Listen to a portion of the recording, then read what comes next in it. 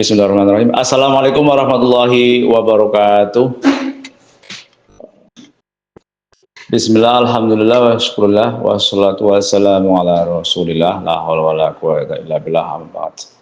Yang saya hormati Sobat Embun sekalian, malah kita memanjatkan puji syukur kehadirat Allah Subhanahu wa Ta'ala bahwa hari ini kita mendapatkan nikmatnya, mendapatkan barokahnya, mendapatkan segala hal dari Allah Subhanahu wa Ta'ala sehingga kita bisa hadir di acara ini. Dan tidak lupa rahmat dan salam kita sanjungkan kepada Nabi Muhammad Sallallahu Alaihi Wasallam, karena pada kesempatan kali ini kita bisa menjalankan ajaran-ajarannya, inspirasinya, dan sebagainya.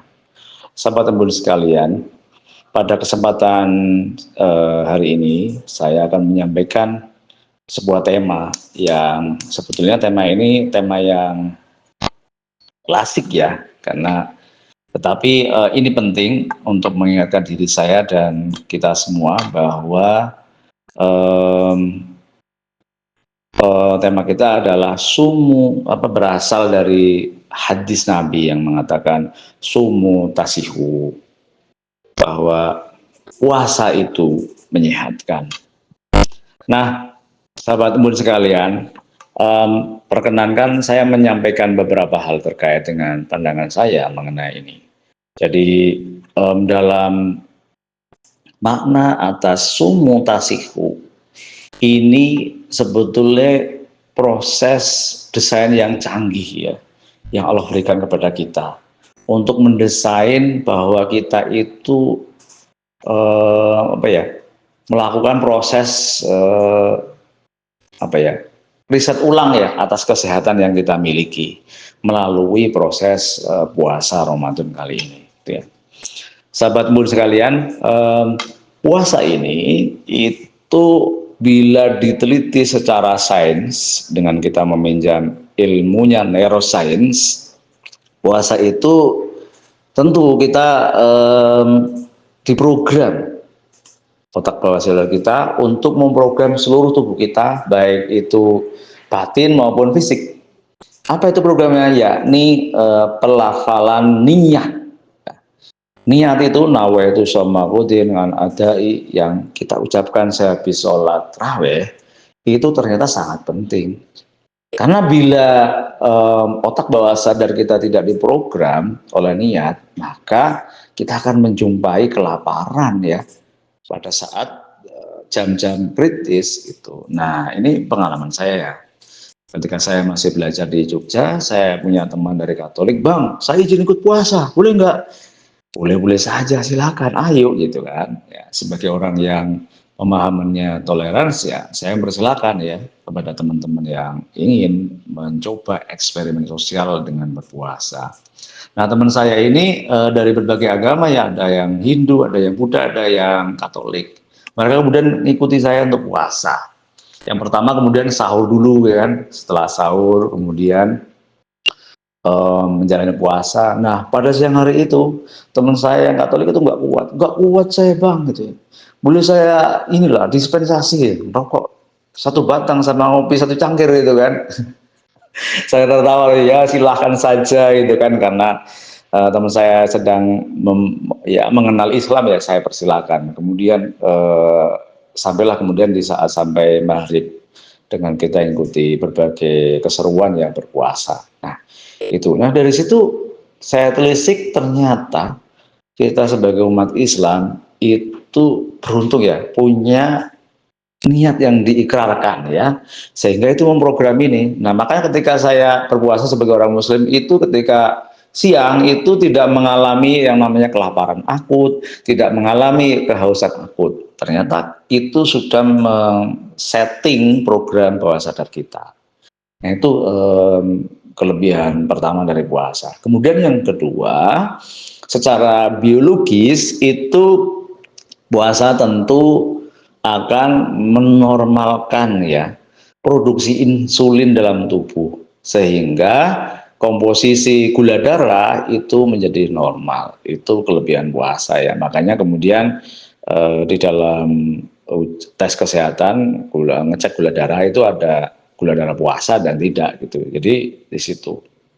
Dan berikutnya detoksifikasi tubuh. Jadi racun-racun yang ada di dalam tubuh itu kemudian dikumpulkan dan dikeluarkan itu melalui sekresi, keringat dan pembuangan yang lain. Dan yang paling penting adalah autophagy. Apa itu autophagy? Yakni pembersihan sel.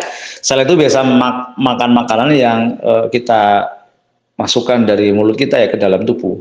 Itu kemudian dimakan menjadi bahan makanan sel. Tetapi dalam situasi puasa asupannya itu ditutup, maka sel itu mencari atau memakan sel-sel yang tadi sudah mengalami kerusakan dan sebagainya dimakan oleh sel yang lain sehingga itu terjadi pembersihan dalam tubuh kita.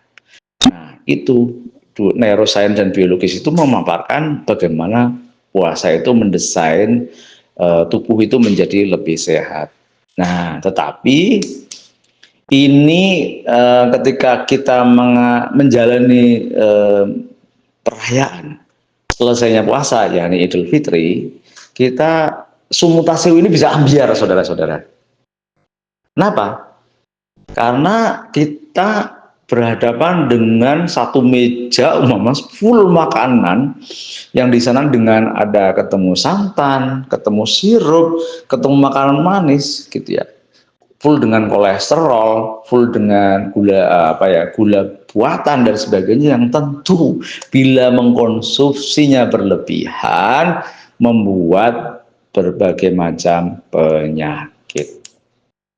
Maka dari itu sobat embun sekalian, saya menghimbau dan mengajak ya diri kita sendiri dan kita jangan berlebihan ya, jangan berlebihan ketika kita menjalani celebration of puasa atau fasting gitu ya, yakni Idul Fitri. Jadi momen Idul Fitri itu kita tetap jaga, kita kendalikan antara makan, kemudian minum manis dan sebagainya. Cuma nggak mudahnya adalah ketika kita berkunjung ke rumah saudara, ke paman, ke ibu, dan ke bapak kita, atau ke mbah dan sebagainya, mereka suguhannya sama semua.